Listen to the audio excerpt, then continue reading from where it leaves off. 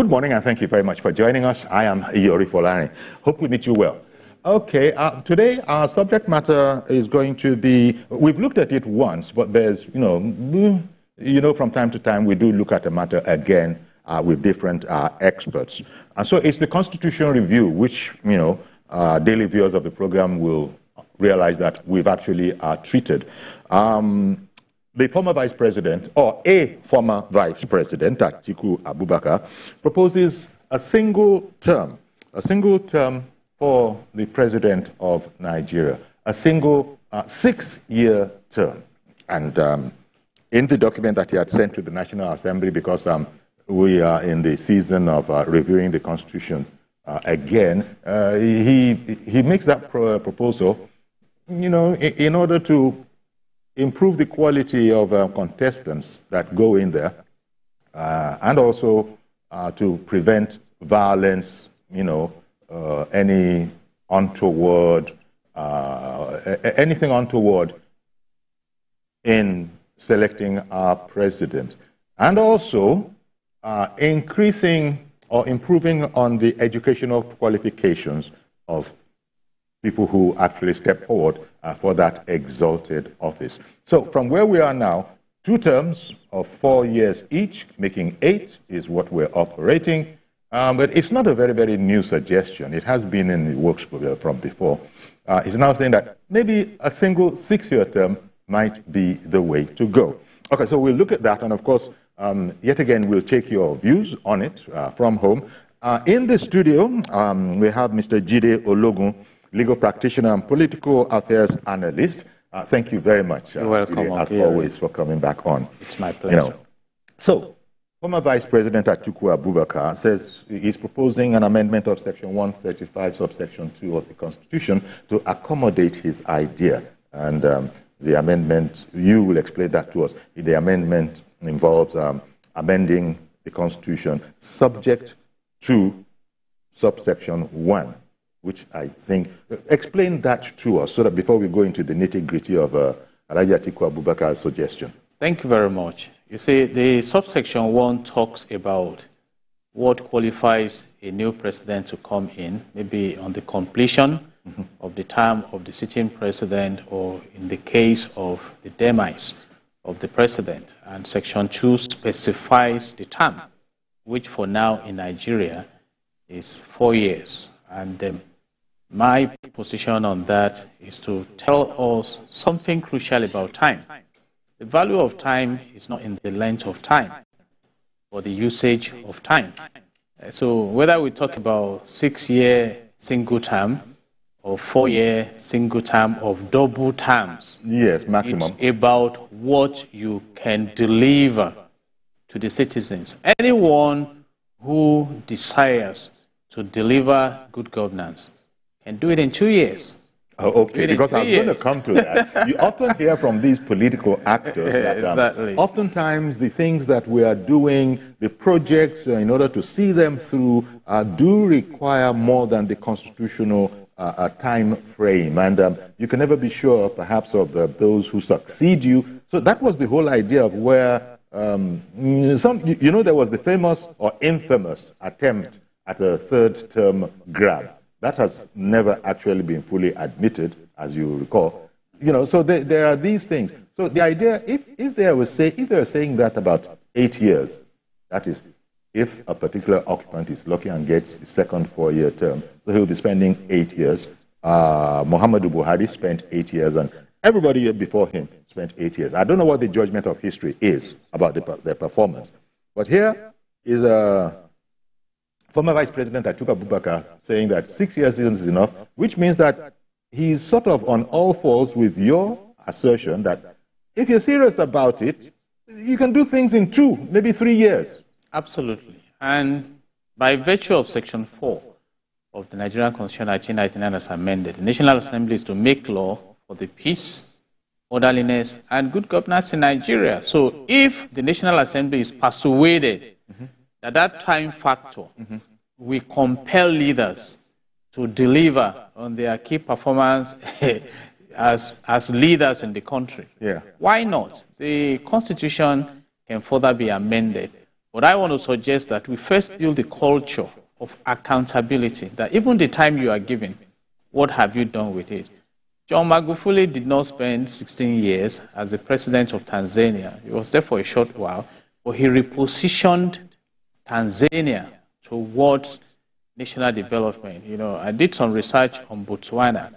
Botswana has, universal health scheme that is heavily funded by the government, the education system. Botswana is in Africa, and it's one of the frontline economies in the world, and consistently so.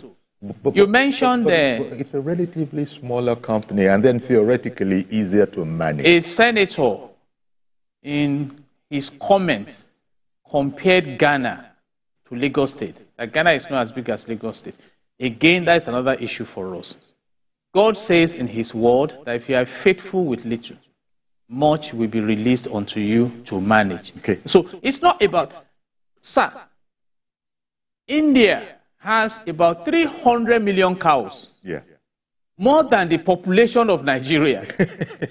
You see, so it's about the quality of what you want to develop to your people. Countries like Sweden, like Norway, like Switzerland, and countries that are doing well, it's a determination of delivering the dividends of good governance. So for me, you mentioned former President Muhammadu Buhari. He was at a time the military head of state. That's right. He came back for another additional 8 years. Chief Olusegun Obasanjo was a military head of state. He came back.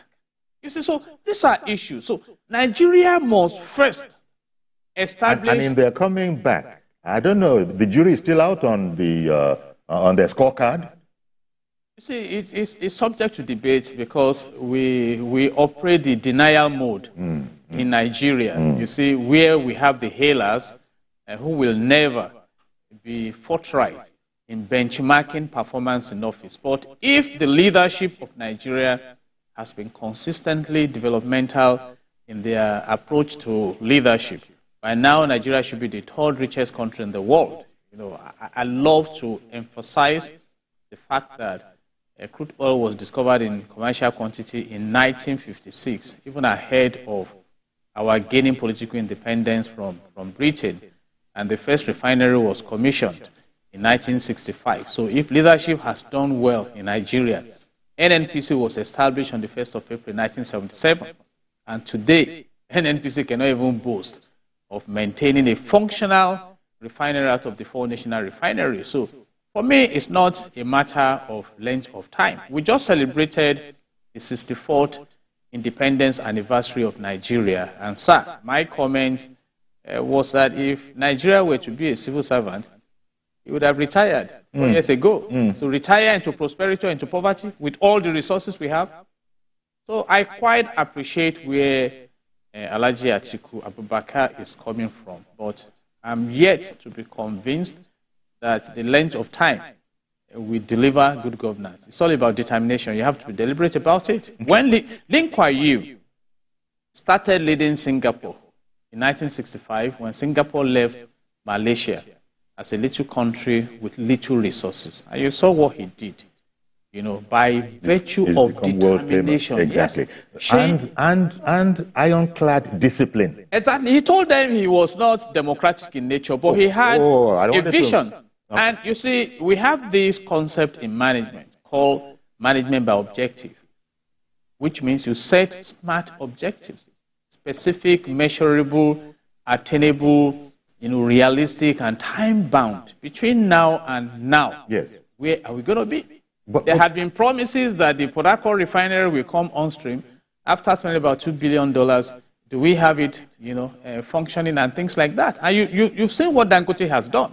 So I think speaking to leadership in this country, and by extension politicians, enough is enough of all this theoretical confusion you bring to the citizens.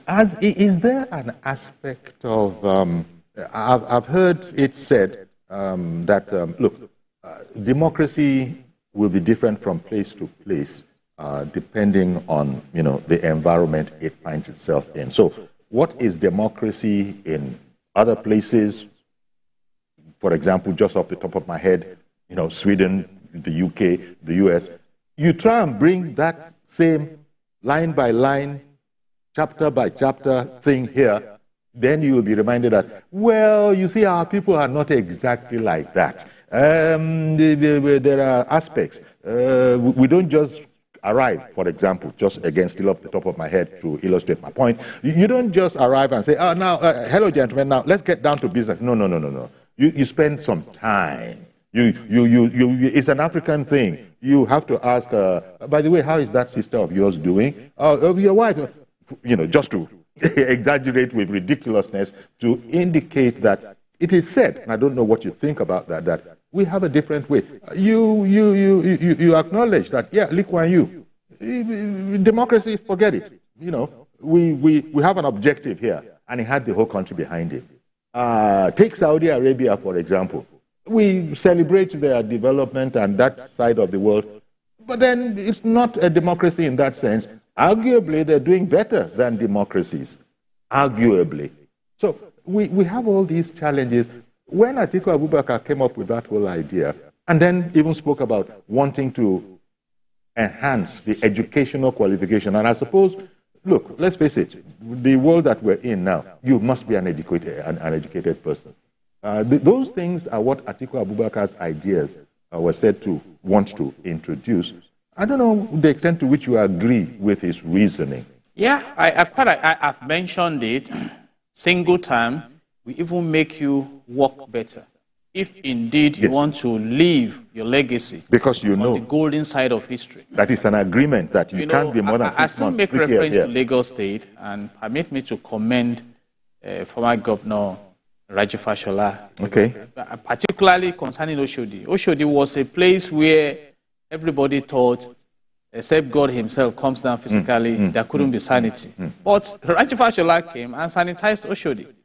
And permit me also to reference Governor Ambode. When I drive around Lagos and see the bus stops and what he did, driving to Ekoro in 4 years, I commend that man. And you can see the leadership vision of Governor Sanwo-Olu. But Ambode ran into political headwinds. You see, I'm coming to your point, sir. That I'm now making reference to the people. The priority of the people may inform the priorities of leadership. You see, when some of us started speaking against palliative, it's because we understood that palliative addresses symptoms and not the fundamental problems that we have. You just spoke about society. Sheikh Zayed, the founding father of the modern UAE, came from that society. The UAE, people talk about Dubai as if Dubai is a nation. Dubai is like a state, a desert. And the man came with a vision that we are taking our people to a higher level. But there was no opposition. Sir, I love opposition. Yes. Even when Jesus Christ came on earth, there were fierce opposition, even from his own people. The Nazarene said, can any good thing come out of this Jesus Christ? So when Nehemiah returned to rebuild the wall of Jerusalem, Sanballat and Tobiah, they were not for it. Or he raised his own army against them. So opposition is what will make you celebrate victory. So in fact, let me point to the opposition that Sheikh Zayed had in the UAE. When he moved to the agro economy, that hey, we are going to develop the agro sector, the Western world told him it was not going to be possible. And he went to his people that this is our project. This is our land. Let's go ahead and experiment. And they've made a huge success of it. And I was going to New York from Abu Dhabi, and I enjoyed the fantastic documentary on this man when he was to be 100 years, posthumous documentary. He's a man, one of his quotations was that the oil money will not always be there, and that wealth is not money, but developing people. And that is why he focused on developing his people. And how do you develop your people? Provide education, basic amenities. Uncle Yori, Switzerland, as at September 2024, I think the interest rate in Switzerland is 1.25%. And CBN is talking about 27.25 in Nigeria. And businesses are growing. So that's the point I'm making. So let me demarcate the followership and leadership. Okay. Leadership is to show the way and inspire people to move in the direction of where they should be. Lee Kuan Yew did that. And followership, we key into it. When you sell to them the long-term projections and you reflect sincerity in the process of going through that journey. Okay, that's the key word there. You reflect sincerity. Reflect sincerity. You reflect sincerity. Exactly. And here, you know, corruption is going to have to come in, whether we like it or not. In fact, we hate it. But nevertheless, it's a theoretical thing. You can hate it because everybody knows it's a negative and not to be countenanced at all. But that's just the theoretical, because once you get in, it is said, I've never been in those corridors before, it is said that it overwhelms you and that even a good man can be, quote-unquote, corrupted, whatever that means. Yeah, Habakkuk 1:4 says, the righteous is hedged in by the wicked, and they prevent justice from proceeding. But if you want that justice, you can have it. Mm-hmm. You can have it. Which means you're going to have to sacrifice. Lee Kuan Yew stood his ground. And I love what President Bola Ahmed Tinubu declared, I think last week, that he was not going to, allow corruption. But I hope that after much is said and done, more will be done than said. In fact, a suggestion came to me last night when I was monitoring trends in Nigeria, that can we move a man like Marwa, for instance, to go and head the anti-corruption team? If you see what NDLEA is doing in the drug sector. So it's all about determination. It's all about determination because it's all about consequences. I wonder if Alhaji Atiku Abubakar also considered all these things and had determined before putting out his suggestion in a paper to the National Assembly that we do indeed have these things that you are saying. The determination is there. Because I imagine that, look, he and President Obasanjo worked very closely together. You know that the impression that President Obasanjo, who he was vice president to, wasn't always the best, even though they seemed to have a sort of a PR or, shall we say, public reconciliation with the former president, saying that, who is he? I am not God. Exactly. So I have forgiven. So I don't know. Well, he's a statesman. Atiku Abubakar is the statesman, because there are those who probably will be saying, so what is his place to be making these kind of suggestions? They will refer back to his time in office. So I used the word sincerity earlier. I don't know. I want to get your categorical impression now on what you think about a 6-year term rotating from the north to the south, as it was, phrased. What do you think about that? Uncle Yori, I've expressed... So, okay, just before you go. Yes. Mr. George in Ikeja, good morning to you, sir. Good morning, Uncle Yori. Thank you. And good morning to... Go ahead, please. Uncle Yori, let me start my contribution by asking a question. If for some reason, the volume suddenly went down. I don't know what happened. It went down from your good morning. Can you hear us? Can you hear me, please? Can you hear us? Hello? Can you hear me? Yes, now I can hear you. All right. So I was saying that if Atiku Abubakar truly believes in rotational presidency, why did he insist on contesting the last election even when he knew that Buhari was from the same region with him? The question of age that he talked about is what I would like to, contribute on. Leadership is not determined by age or qualification, intellectual qualification. Leadership is an innate ability of the soul of that person. It is given to some people. It's not given to everybody. Okay. So whether you have a PhD or you have a NEPA bill as certificate, that ability for leadership doesn't come from the certificate.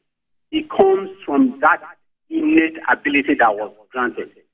And you can see the traits in the person before it comes to leadership, you will see the traits in him, in his relationship with people, in his community, in his family, in the organizations he belongs to. You will see those traits there. So it's not a paper qualification. If you make somebody, if you say, for example, if you are not a graduate, you cannot become a leader, or you can't become a governor or president. Supposing that person that has been given that innate ability does not have paper qualification, you won't still get what you want. Yeah. So that's that. By the way, Uncle Yori, is it only Vice President Atiku Abubakar that presented papers to the committee? Let's discuss everything that people have been contributing to have a more healthy discussion. Thank you. Thank you. Thank you very much for calling in. I think it's an important question that he asked. It might not be the most comfortable one. When you see the insistence of Alhaji Atiku Abubakar to contest the last election along the lines that George has mentioned, probably for me to sort of, poke a stick in. There are people who will say, what are you talking? To what extent do you believe what you're saying if you yourself conducted yourself in a certain way? So much so that it even created a crisis within his own party. But now, after all of that, and the crisis is still being mopped up by his party, he's now saying that, you know what, I think we should be rotating between the North and the South. When that was at the very center of the objection to his putting himself forward as a candidate at the time. I will key that to your recent expression, distinguishing between a statesman and a politician. Okay. Indeed, a statesman thinks of the next generation, sustainability. The politician thinks of the next election. So I can see politicians in Nigeria, And like our last caller rightly mentioned, the issue of regionalism is also being proposed to the National Assembly. But I have x-rayed the National Assembly and I've asked some basic questions. We have 109 senators who allegedly earn 21 million naira per month, as also confirmed by Senator Kawu, also from Kano. That is apart from Shehu in his time. You see, so which region will they go to earn that amount of money? Okay, let's agree now that we want to revert to the 6 geopolitical zones. Where will these 109 senators kill themselves? In the region. And that is why we first need to establish, a spirit of patriotism, nationhood. I listened to the president, the governor, Fubara, when he was inaugurating the newly elected local government chairman, that it's about service. Yes, by the time we get back to the service lane, then it becomes easy to move forward. But as it is now, I'm just asking you, Uncle Yori, which region? We want to buy SUVs for, we accommodate 109, 6 regions. How will you distribute them? And 360 House of Reps members? Over 40 ministers, ministers of state. So right now we are just playing with theories. Our leadership in this country is not focusing on development. And these are my concerns. Focusing more on politics. Politics and personal. You can see what is going on in Rivers State. And some of us spoke ahead of it. In fact, I said in 2019, sir, that a time comes in this country when politicians will not vote in line with party loyalty. And it's already happening. Yeah, that's a very interesting one. Especially as you So you now expect these people to now come together and say, let's have regionalism. If they are interested in power, how do I locate my power in that regionalism?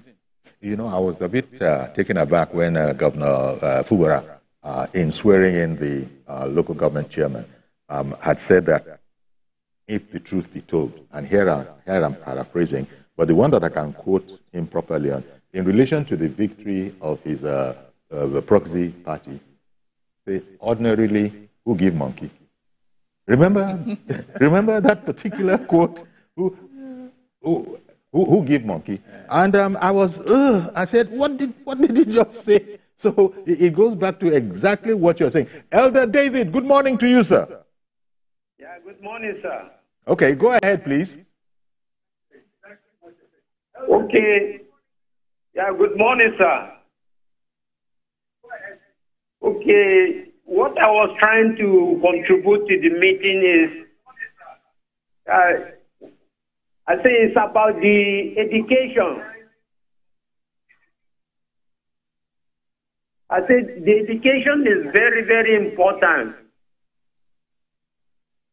because when you go to, when you are a graduate, at the experience of your education, you have so many experience, and you, with that experience that you have, you can contribute to the country. Yes, we heard you. Please continue. Just go ahead. So due to that, when you don't have enough education, there are many things you'll be lacking. Yes. And you know, a country like Nigeria, we need people that are well educated, so that with what they learn and what they have experienced in their life, it makes the country to be better. And when they lead the country, they will find it very easy to lead the country. I hear you. I hear you. Well, so that's why that education is very, very important. Indeed it is. Thank you very much for calling in, Elder David. And I think just about everybody will agree with you that it's an important consideration. Absolutely. And I think he was alluding to, for instance, the idea that George mooted when he called in that, you know, there are innate qualities that a leader, you know, requires. But yes, what if those innate qualities reside with a person who doesn't have paper qualification, for example? The absence of paper qualification will further disqualify the person. In fact, in the Garden of Eden, the first thing God did was to educate the one to manage the garden. So you cannot rule out the place of education. And during COVID-19, it was education that helped Taiwan to handle COVID-19 proactively, because Taiwan can boast of an enlightened society that cooperated with the government and, of course, has entrenched the spirit of sincerity in the governance system, because it's all about system. I said I read the president talking that corruption will not be allowed. Right now, you saw what happened in Rivers State post local government elections. Are we saying we don't know the people behind the burning of local government secretariat at the time the House of Assembly in Rivers State was destroyed? Power brokers. And yet, some of them are still threatening to put fire in some states. And they are untouchable. And we are talking about rule of law. Exactly. So when our laws are paralyzed to the extent that they cannot be implemented against those who are obviously oppressing the nation, then where are we going?